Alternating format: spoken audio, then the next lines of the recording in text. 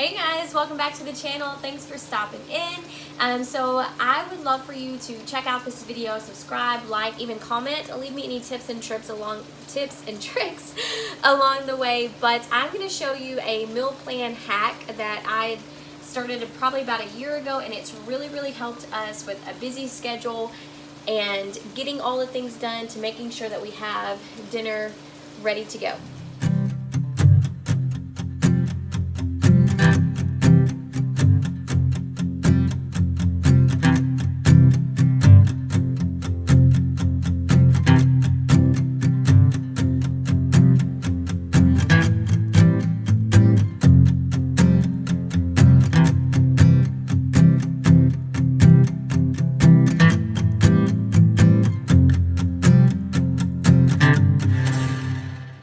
Okay, you guys, so as you can see here, we are doing ground beef. So what I did is I had 2 big packs of I don't really remember how much they were. I think it was like almost 6 pounds of ground beef that I had purchased. And so what I've done is I put 1 pack in here and I am cooking it up. And I'm just cooking, the first one I cooked kind of plain. This one I'm going to do a little bit of something extra to, and then I'll show you guys what I do. But, you know, for the longest time, I tried to meal prep. And it honestly just did not work for me. We don't really care much for freezer meals. We never really have cared much for freezer meals. So freezing big meals and then just popping them out and cooking them just was not working for us. And I knew that I needed to do something to help me plan a little bit better, get our meals together so that we could eat at home, eat healthier, better. And we know when you're eating at home, at least you know what's going into your food, right? Or for the most part. So I knew that we needed to do something, and I was watching, I don't think it was a specific YouTube channel, I think just over time, just watching other people on YouTube meal prep and things that they do. Specifically Jordan Page, she's probably been the biggest one that I watched the most years ago when I was interested in meal prepping. And I would watch her as she would purchase large batches of meat, and then she would bring them in and she would cook them, and then she would freeze them, and then that way when it was dinner time, the meat was already done. All you really had to do is either add it to a soup, add it to a dish, add it to a casserole, or put it with a side, or, you know, add a salad to it. You know, it's just so easy. And so I really thought that that was great. I'll tell you guys a meal prep fail that I had. So when I was pregnant with my 3rd baby girl, I was determined that I was going to do a 30-day meal prep. So I was going to make sure that I prepped enough food for 30 days so that, because I knew that I wanted to nurse her, and I just wanted to strictly nurse her, and I knew that it was going to take a lot of time when starting out.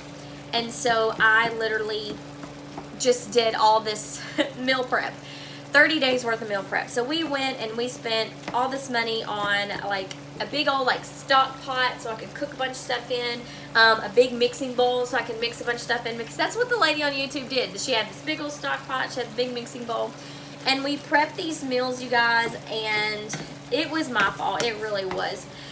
We prepped all these meals, we filled up our freezer with freezer meals, and I'm just gonna be honest with you, most of them were not that great. There were a couple that we were like, okay, this is pretty good. But most of them we just did not find very good to us, to our standard. And then I don't know, just something about a freezer meal was not appealing to me. Now, I know that's not everybody. Some people like freezer meals, and that's totally okay. There's nothing wrong with that. But what I have found is we do not much care for them. So I can't cook fresh every day. We are on tight schedules at all times, and so this is just what I do. So I've got 5, almost 6 pounds of ground beef here that's pretty much cooked, and I'm going to show you what we're going to do with it, and then I'm going to show you what we did with the other. Alright, so I've got my meat draining. I've got 1 batch of it draining, and I've got the other that's already drained, so I'm going to show you what I would do with this one. So this is about almost 6 pounds. Let me turn this fan off. Make sure you guys can hear me. I'll turn this down and let me move you. Okay, so I'm new to the YouTube world because I just recorded so much of this video and never pressed record. Oh, Lord help us. Okay, so anyways, I'm just gonna try to start over and hopefully, oh, we're learning here. It's okay. Okay, so I started out with a 1/2 cup of taco seasoning. So I really like this taco seasoning. I get it from Costco. It's a clean taco seasoning. It's got clean ingredients in it, no fillers, no dairy. I don't know if you guys can see. I know it's kind of hard to, I don't know if it'll ever focus, but anyway, so I really like it. And like I said, we get it from Costco and it's a huge thing. It's like super cheap. So, and it's, you know, it's a lot cheaper than, you know, the little packets. And a lot of times if you look on the back of the packets, there's some fillers and things in there. So, okay, so I put about a 1/2 cup. I think it could probably use about another 1/4 cup in there, just looking at it. So, just use this because I don't see my little 1/4 cup measuring thing here. So, the reason why I do this way, and like I said, you know, whatever works for your family is totally fine. I have just found that this just works for my family instead of trying to cook all those big old freezer meals that none of us will eat. I have found that cooking up this meat in advance like this just helps so much. So I do one that's plain and I'll just bag it up plain. It has no seasonings on it whatsoever so that I can add whatever seasonings that I want to it. It is plain and I will bag it up like that. I'll get 5 bags, 5-gallon bags of ground beef from that. So that's 5 meals right there for my family and maybe even some leftovers. And then with this one, I put taco seasoning because, you know, Taco Tuesday. And Taco Tuesday is just a little bit easier because at least I know on Tuesday I need to be taco focused, whether it's a taco casserole, whether it's a burrito, a taco, whether it's a wrap, whether it's a soup. My family really likes the taco soups and stuff like that. So it just makes things a lot easier to me. And so this one's going to be labeled as taco, which you can tell in the bag. So, I mean, you can just put the date on there or you can label it. Either one is totally fine. So I'm going to taste this and just make sure it's got enough seasoning on it.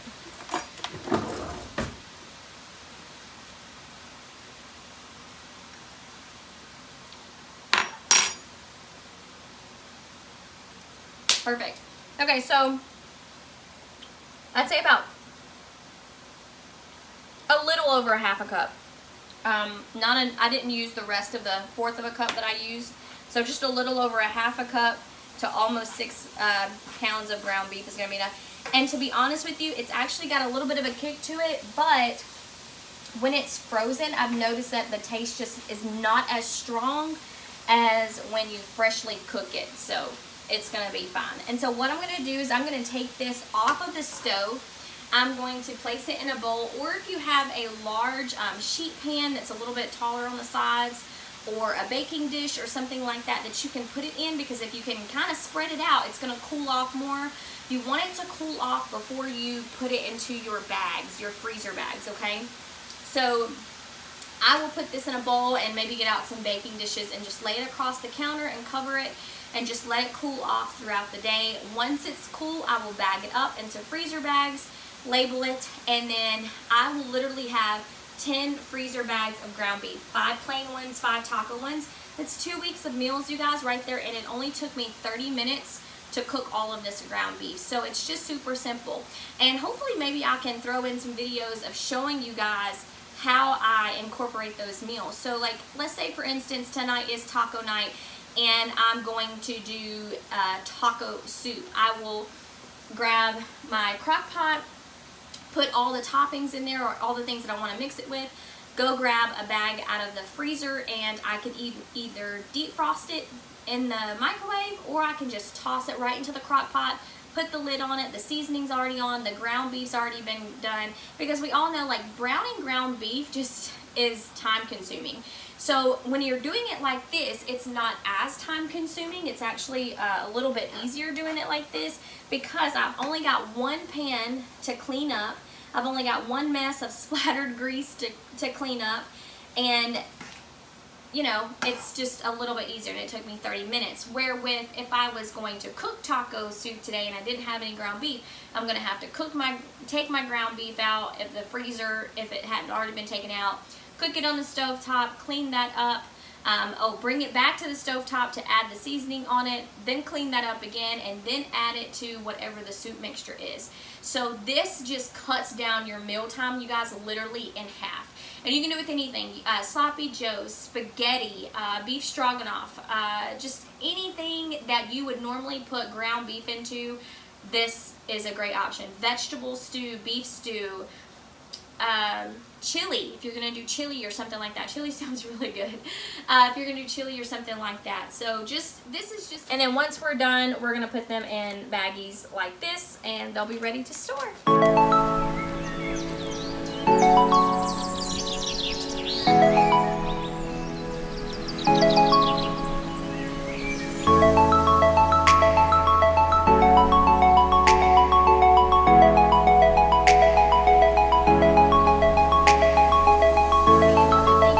Don't have something where you can spread the ground beef out so that it can cool off, and if you just put it in a bowl like this, it's totally fine. Like, you don't have to go out and buy something extra. Just what I will tend to do is, if I leave it in this, is I just, like, throughout the day or whatever, I'll just come by and just mix it up to kind of move some of that hot meat from the bottom up to the top, so that it can start cooling.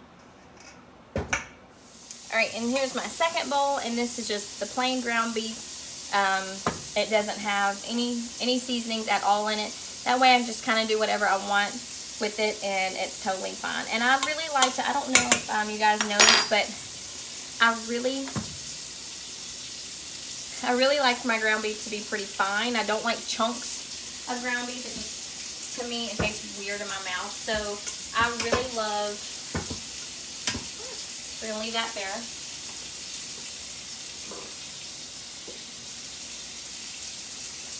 I really love this utensil here. So it kind of has,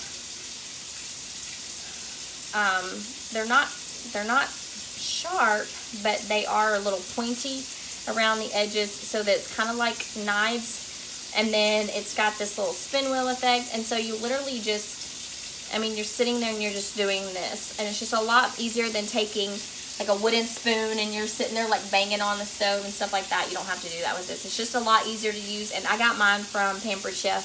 I think it was like 11 bucks.